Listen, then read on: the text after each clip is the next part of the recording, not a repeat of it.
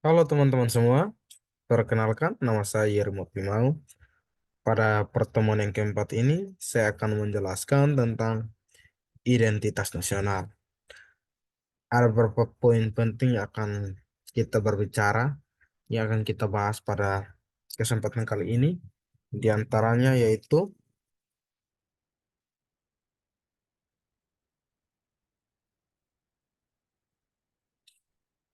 yang pertama, pengertian identitas nasional. Yang kedua, sejarah kelahiran, paham nasionalisme Indonesia. Yang ketiga, identitas nasional sebagai karakter bangsa. Dan yang keempat, proses berbangsa dan bernegara.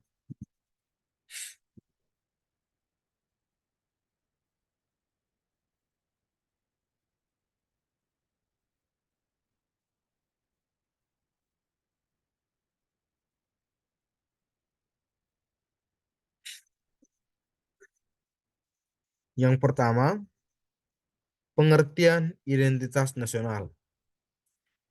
Istilah identitas nasional berasal dari kata identitas dan nasional. Identitas berasal dari kata identi yang berarti memiliki tanda atau ciri yang melekat pada individu atau kelompok. Sementara nasional diambil dari kata nation yang berarti bangsa. Berikut unsur-unsur identitas nasional. Yang pertama, sejarah. Dengan adanya kesamaan sejarah yang telah dilalui oleh suatu kelompok dapat membuat mereka menyadari adanya persamaan senasib dan sepenanggungan. Yang kedua, suku bangsa. Merupakan kelompok etnis yang telah menetap dalam suatu negara dengan corak budaya, norma tertentu yang berlaku.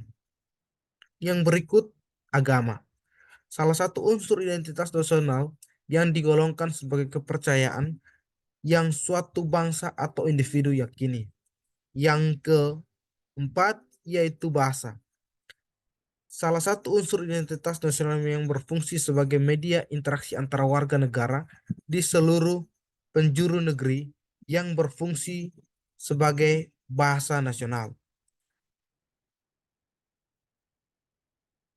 Berikut kebudayaan nilai-nilai yang berikutnya itu kebudayaan nilai-nilai tradisi, adat dan kebiasaan yang berlaku di sebuah etnis atau masyarakat melebur suatu identitas nasional tanpa menghilangkan nilai budaya aslinya.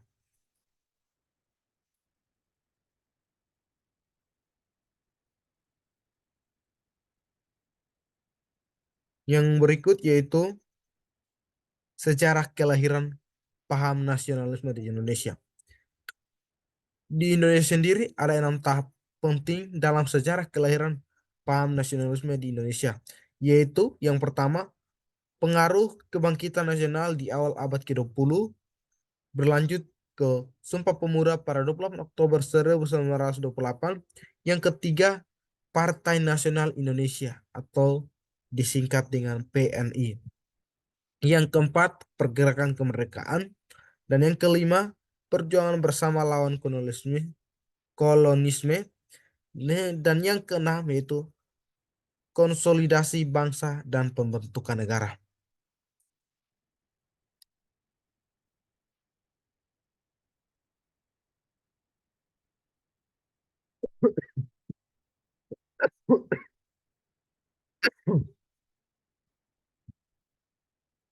Dan yang ketiga, identitas nasional sebagai karakter bangsa. Identitas nasional sebagai karakter bangsa karena mencerminkan nilai-nilai norma, adat istiadat, ciri khas, dan karakteristik yang membedakan dari bangsa lain. Identitas nasional seperti bahasa, mohon maaf saya ulangi, identitas nasional seperti, mohon maaf saya ulangi,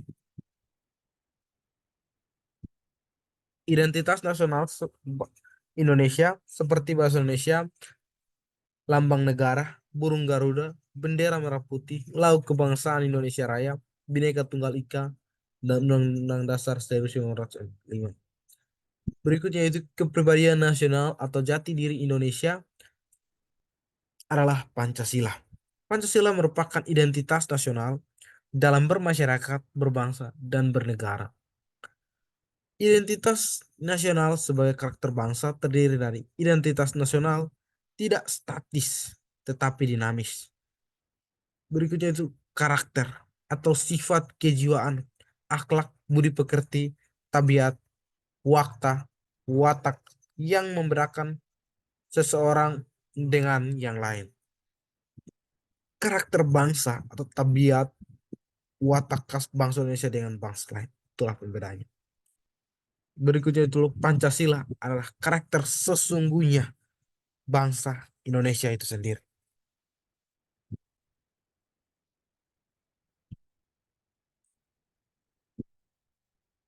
Yang keempat, proses berbangsa dan bernegara. Faktor-faktor yang penting bagi pembentukan bangsa Indonesia antara lain. Yang pertama, adanya persamaan senasib, yaitu penderitaan bersama di bawah penjajahan bangsa asing kurang lebih selama 350 tahun. Yang kedua, adanya keinginan bersama untuk merdeka, melepaskan diri dari belenggu penjajahan. Yang ketiga, adanya kesatuan tempat tinggal, yaitu wilayah Nusantara yang membentang dari Sabang sampai Merauke. Dan yang keempat, adanya cita-cita bersama untuk mencapai kemakmuran dan keadilan suatu bangsa.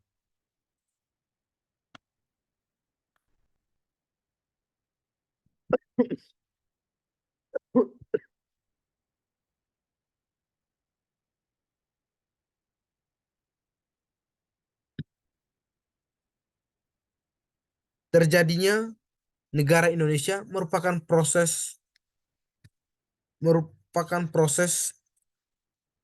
atau rangkaian di mana tahap perkembangan tersebut digambarkan sesuai dengan keempat alinea dalam pembukaan Undang-Undang Dasar 1945. Secara teoritis, perkembangan negara Indonesia terjadi sebagai berikut. Yang pertama, terjadinya negara tidak sekedar dimulai dari proklamasi, tetapi adanya pengakuan akan hak setiap bangsa untuk memerdekakan dirinya. Bangsa Indonesia memiliki tekad kuat untuk menghapus segala penindasan dan penjajahan suatu bangsa atas bangsa lain. Inilah yang menjadi sumber motivasi perjuangan. Yang kedua yaitu adanya perjuangan bangsa Indonesia melawan penjajahan. Perjuangan panjang bangsa Indonesia menghasilkan proklamasi. Proklamasi barulah mengantarkan ke pintu gerbang kemerdekaan.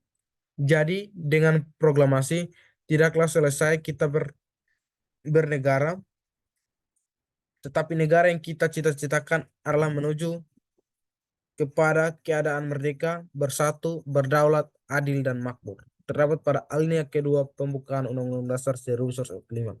Yang ketiga, terjadinya negara Indonesia adalah kehendak bersama seluruh bangsa Indonesia sebagai suatu keinginan luhur bersama. Di samping itu adalah kehendak dan atas rahmat Allah yang Maha Kuasa.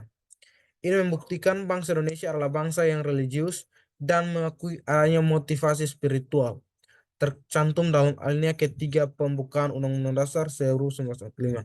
Yang keempat, negara Indonesia perlu menyusun alat-alat kelengkapan negara yang meliputi tujuan negara, bentuk negara, sistem pemerintahan negara, undang-undang dasar negara, dan dasar negara. Dengan demikian, semakin sempurna proses terjadinya negara Indonesia. Poin ini tercantum dalam alinea keempat pembukaan Undang-Undang Dasar 1945. Oleh karena itu, berdasarkan kenyataan yang ada, terjadinya negara Indonesia bukan melalui pendudukan, pemisahan, penggabungan, pemecahan, atau penyerahan. Bukti menunjukkan bahwa negara Indonesia terbentuk melalui proses perjuangan atau revolusi. Dokumentasi proses perjuangan dan pengorbanan dalam pembentukan negara ini tertata rapi dalam unsur produk hukum negara ini, yaitu pembukaan Undang-Undang Dasar 1945. Sekian penjelasan dari saya. Jika terdapat kesalahan, saya mohon maaf. Terima kasih.